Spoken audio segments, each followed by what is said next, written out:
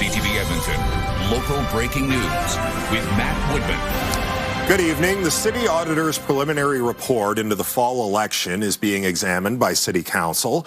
It found inadequate training for poll workers and confusing new forms caused frustration and delays for voters. One councillor thinks the review only skims the surface of how widespread election night issues were. CTV's Jeremy Thompson reports. Long lineups at polling stations were a common experience during the October election. In some cases, too long for voters to wait. Well, we didn't get to vote. I have to go to work, so we had to leave because we got here and registered or filled out the form.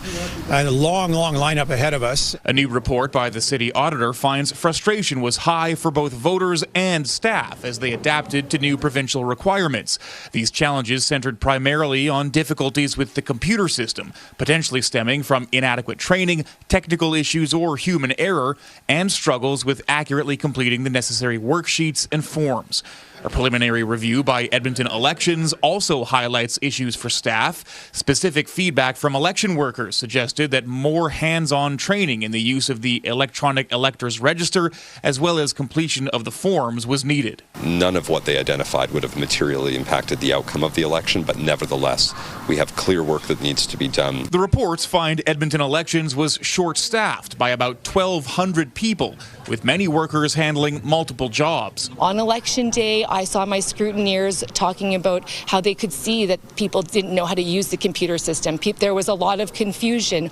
All of those experiences were true. Councillor Tu Parmar was elected after a recount in her ward. While she's confident in the results, she's not sure the audit fully captures the election day confusion. I don't know if what I experienced is in there because it says 93% of stations had minor issues. So I'm actually not sure if my ward was the 7%. Mayor Knack also takes issue with the provincial requirement to hand count ballots, which meant results were not published on election day.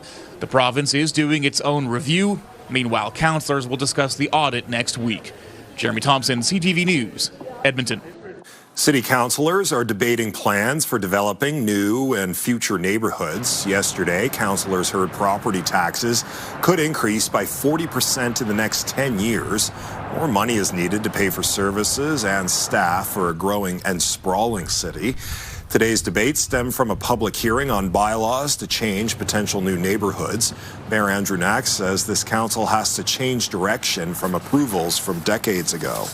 Everything that is south of 41st Avenue, authorizing planning for that needs to come with the authorization of also a clear financial plan of how we will pay for all of the necessary infrastructure, because the last thing we want to do is to continue what has been a decades-long challenge of approving new neighborhoods without any plan of how you're going to pay for the infrastructure. The mayor says a report from 10 years ago estimated the city would lose almost $1.5 billion in infrastructure alone by creating 3 new neighborhoods. On Monday, provincial employees in Alberta will begin their first full week of work since 2020. The province is ending its COVID-era work-from-home policies and bringing employees back to the office full-time. CTV's Connor Hogg reports on the mixed reactions. The streets of downtown Edmonton will be a little busier next Monday when provincial employees return to the office 5 days a week, up from 3. The province says the move was made independently by the Public Service Commission. We are concerned that it is a political decision and not an operational decision. The AUPE represents nearly 9,000 provincial workers. VP Bobby Joe Barodi says the decision will have a negative impact on workplace culture and morale and won't actually get more work done. The argument that if workers return to the office, they will be more productive and more collaborative, we don't feel actually holds water. As a city, we're not making that move at this time is because of the collective bargaining negotiations we had with our unions. Ward O'Dayman councillor Ann Stevenson says the city is not considering a similar policy. She says while every little bit helps to increase downtown foot traffic, more workers alone isn't the solution. Our old model didn't necessarily provide the vibrancy we were looking for either. We saw, again, maybe busyness during the day, but then really empty, quiet night times. Bringing residential in helps solve both of those problems. We do not believe the statement that just because folks are returning to the office, it's the magic sauce that will fix the economy. Some who could benefit are those who offer lunch specials. Ukrainian restaurant Zimo opened in October. Its owners say an increased lunch rush is welcome. For any business, even one more customer will definitely bring more hope, more life in the business. It's not only about our business. We really hope that downtown will be flowering. Because as for now, I see that it's struggling. The province-wide policy takes effect Sunday. Monday is the first day for employees to be back in the office. Connor Hogg, CTV News, Edmonton. Ahead of conversations centered around trade, tariffs, and health care, the political focus in Ottawa today was on a new bitumen pipeline. The Prime Minister sat down with the premiers of Alberta and British Columbia to privately discuss economic development and the potential of a new project. CTV's Tim Brooke reports. Premier Smith, Premier Eby, we have a lot to talk about. A meeting before the meeting. The Prime Minister sat down with the premiers of Alberta and British Columbia Wednesday, and there was no doubt one dominant conversation topic. The Alberta MOU will build a pipeline to Tidewater. The Alberta MOU will build carbon capture and storage. It will build nuclear. It will build data centers. It will build our future. A federal memorandum of understanding and an ensuing potential pipeline has been a point of contention for the last number of months. Alberta and Ottawa are on board, but the line has to run through BC. I underlined the crucial importance of engaging with First Nations through this process. These are the same First Nations that are supporting in excess of $50 billion worth of energy projects already in British Columbia. David Eby says Indigenous pushback in the existing tanker ban make a new line impractical. He'd rather expand the existing Trans Mountain pipeline, which is a popular idea. I think we've got so much common ground. As for a new project, as of now, there is still no proponents or route. Danielle Smith says a June proposal will shine more light on her plan. She's promised to consult more First Nations and keep her Western neighbours in the loop. We don't always agree on everything, but I think we've got a really solid base to start on, and I'm looking forward to continuing that conversation. I think there is growing pressure on all sides to try to play nice, if you will. Experts say the current political climate could make economic cooperation more appealing, and some believe the PM might help along the conversation even more this week. He's, I think, in a good position to, try to bring groups together to try to come to some deals. Tim Brooke, CTV News, Calgary. An audio recording of a man accused of second-degree murder was played in court today. Justin Bone is on trial for the beating deaths of two men in Chinatown in May of 2022. The recording is of Bone being transported from Edmonton Police Downtown Division to the Detainee Management Unit for a bail hearing. Bone can be heard groaning as well as yelling unintelligible comments through the recording. The officer who transported him told the court Bone had a bit of a limp and needed help getting to the vehicle. A paramedic at the detainee unit can be heard asking Bone what's wrong. Bone said he didn't know. At one point, Bone said it's spiritual, and he made a comment about the devil. Several officers who interacted with Bone during that time were called as witnesses. A justice still has to determine if their evidence and the recording are admissible. A Canadian Olympian is one of the keynote speakers at one of Canada's largest autism conferences happening in Edmonton this week.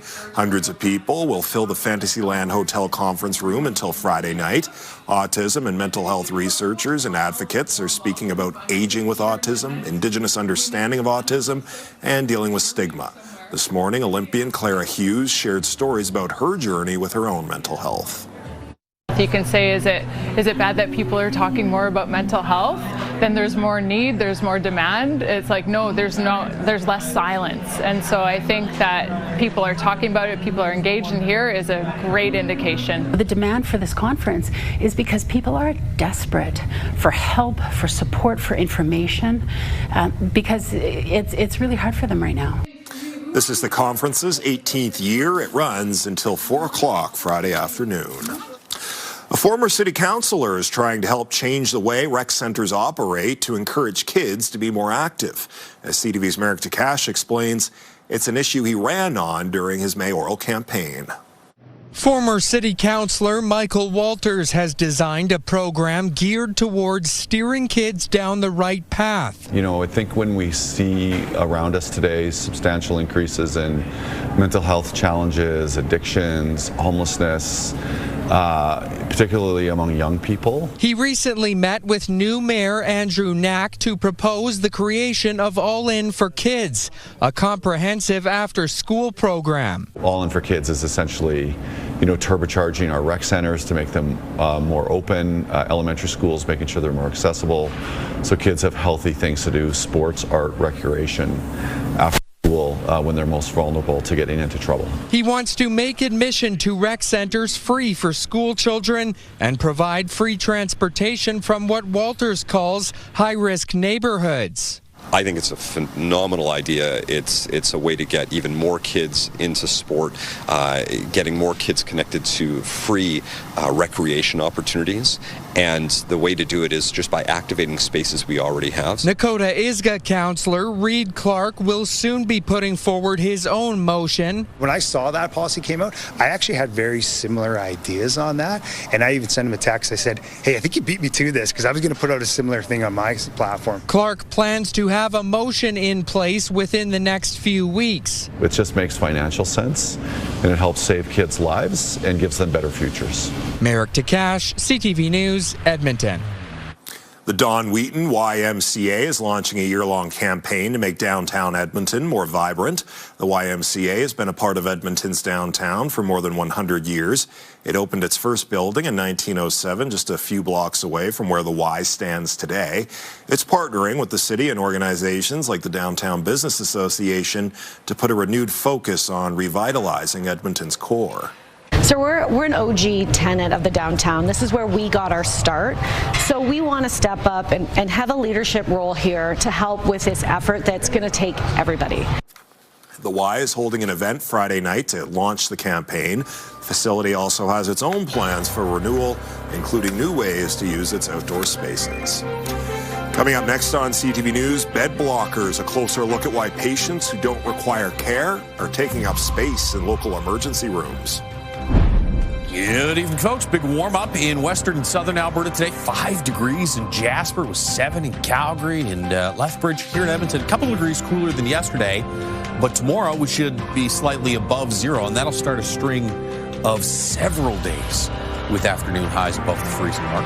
Closer look at that in just a few minutes.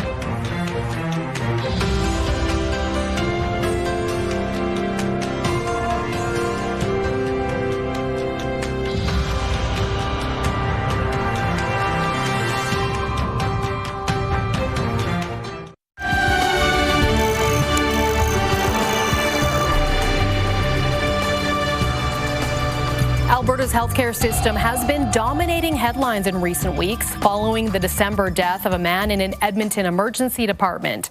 In part 3 of our series on the issues facing healthcare, a closer look at the backlog in hospitals, which has been a problem for years.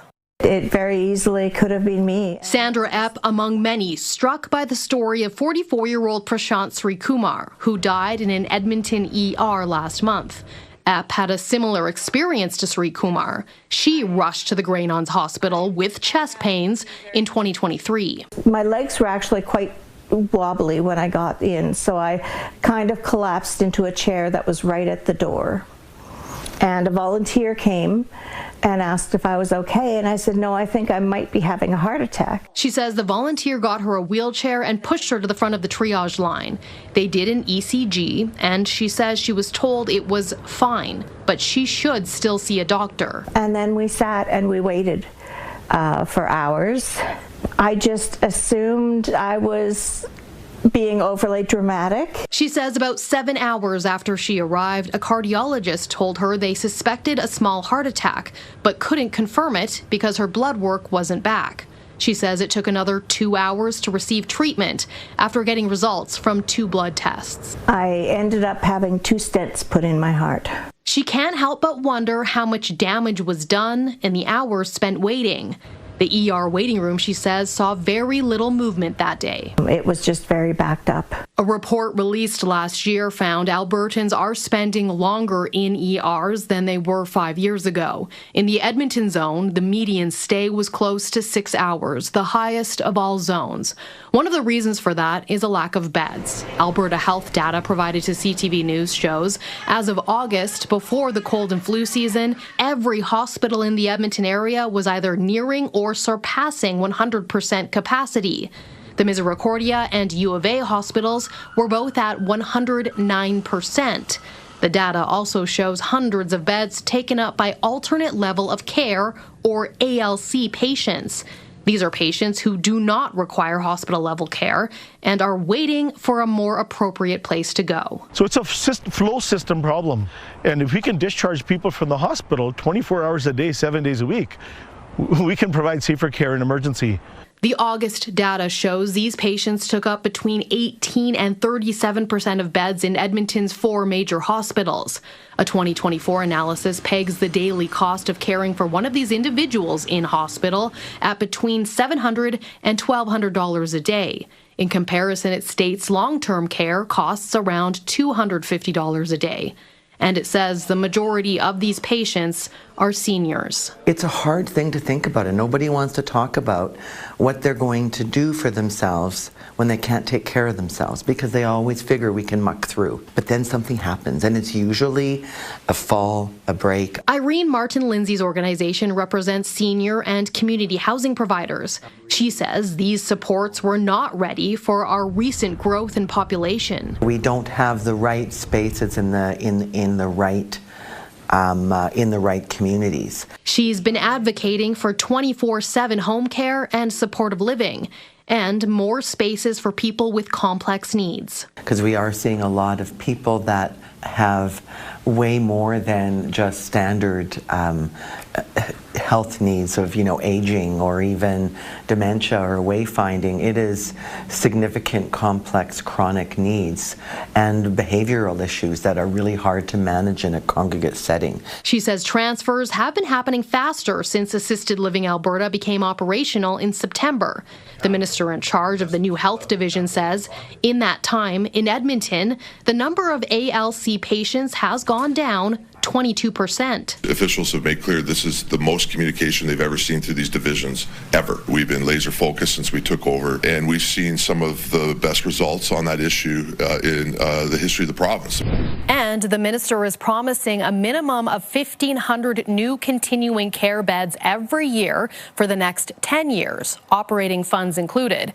He says the province's goal is that all ALCs are discharged from hospital within 30 days. When we return, from biking to bobsleigh, how a gold medalist at the Summer Olympics is able to compete at the Winter Games. It's been a lot of emotions. My family and friends are pumped. This sport has always been incredible. Thursday on Your Morning, the economics of separation. What impact talk of leaving Canada could have on investment and our financial outlook. Plus, we look back at the best Grammy performances of all time. Your Morning Edmonton, weekdays. Programming brought to you by James H. Brown Injury Lawyers, the heavy hitters of injury law. Welcome back. -10 this morning, -4 this afternoon. Pretty close to average. Should be above average and just slightly above the freezing mark tomorrow. We had some snow in east central and northeastern Alberta through the evening hours. That's moving out now and heading off into Saskatchewan. Still maybe a little bit of lingering light snow in the extreme northeast corner of the province in the morning. Here in Edmonton, we'll see some sun breaking through the clouds tomorrow. It probably won't be bright blue skies all day long, but there should be a little bit of sunshine. And then as we head into Friday, clouds take over once again. You start the day with some rain or freezing rain in the Peace Country. Farther north in through the high-level region, this will likely be snow for most of the day Friday. And a lot of this rain stays west and northwest of Edmonton, even into the afternoon hours Friday. We will have to watch for, it may not be freezing on contact with roadways and sidewalks, but into Friday night and early Saturday morning, anything that's wet is going to freeze over. Best chance for some showers or maybe some patchy freezing rain in the Edmonton area would be Friday evening. This is really east central parts of northeastern Alberta. That's the best chance for freezing rain Friday night, and it should move out by early Saturday morning. As far as temperatures here in Edmonton over the next few days, 1 tomorrow, way above average. Keep in mind, -5 the average daytime high. We're about 10 degrees above average Saturday. A little bit of a step back there Sunday, and then a handful of degrees above zero each and every day next week. -9 in Edmonton tomorrow morning, -13s in east central and northeastern Alberta, about -10 for Grand Prairie. Daytime highs tomorrow afternoon, about -4 in Fort McMurray, -1 for Grand Prairie. Edson and Jasper get 4 or 5 degrees above zero. You're about 4 to 6 degrees below zero on the other end of the province, and Red Deer 1 for a high with partly cloudy skies and light wind here in Edmonton tomorrow. Chance of some showers, maybe some patchy freezing rain Friday evening, and then up to 5 degrees. A little gusty though for Saturday, and staying nice and warm through Sunday, Monday. That is your forecast. Connor McDavid is preparing to face off against one of his Olympic teammates. The Edmonton Oilers host Macklin Celebrini and the San Jose Sharks at Rogers Place tomorrow night. It's the Oilers' 4th last game before the Olympic break begins next week. McDavid and Celebrini will both represent Canada at the Winter Games. McDavid says he's very excited and his only goal is to win a gold medal. You know what, we're hockey players and everyone understands there's day jobs and then there's other jobs, and we're there to do a different job. So I keep saying, it's the biggest sporting event in the world, and to do it together with 25 of Canada's best hockey players, it's a dream come true. It really is. Tomorrow's game against the Sharks begins at 7. A couple from Calgary is heading to the Olympics to be the staff doctors for Canada's men's and women's hockey teams. Dr. Ian Auld is the medical director for the Calgary Flames. He will be the men's team's physician. He's worked several international events for Hockey Canada, including last year's Four Nations Face-Off. His wife, Dr. Lauren Bion, is a family doctor. She has worked with Hockey Canada's women's program in the past and will be the women's team's doctor. The pair is excited to share their Olympic dreams together. We've been at this journey independently, and so it's kind of really interesting that we've both ended up with our respective teams this time around. I hope to be sitting in the stands of the gold medal women's game, and I'll probably be more happy if she wins than if I win.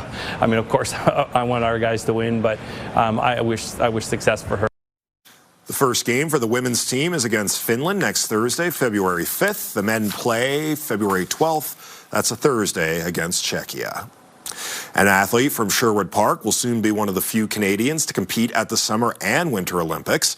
As CTV's Miriam Valdez-Carletti reports, she's trading in her bike for a bobsled.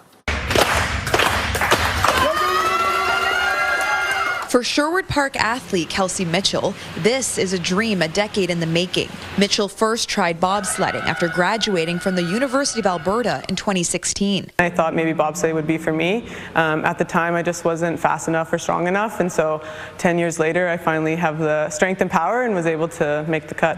Last week, Mitchell earned herself a spot on Team Canada's bobsledding team for the 2026 Winter Olympics in Milan. It's been a lot of emotions. Like, my family and friends are pumped. Like, the support has always been incredible. And to see her jump into bobsled, which she originally wanted to get into, and work hard and get to where she is right now, it's not surprising, but a huge accomplishment for herself. Mitchell is no stranger to competing on a track on the world stage. The two-time Olympian won gold for the track cycling sprint at the 2020 Olympics.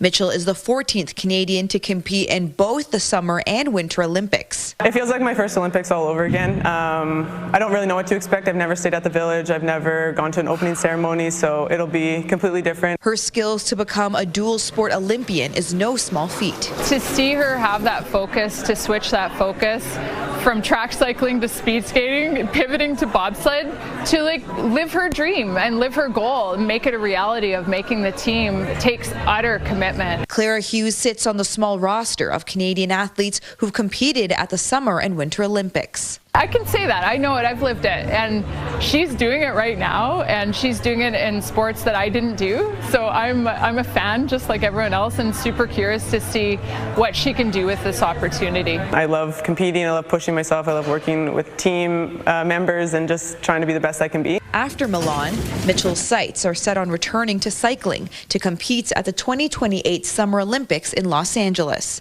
Miriam Valdez-Carletti, CTV News, Edmonton. And that's our show. Thanks for watching. I'm Matt Woodman. Have a great night.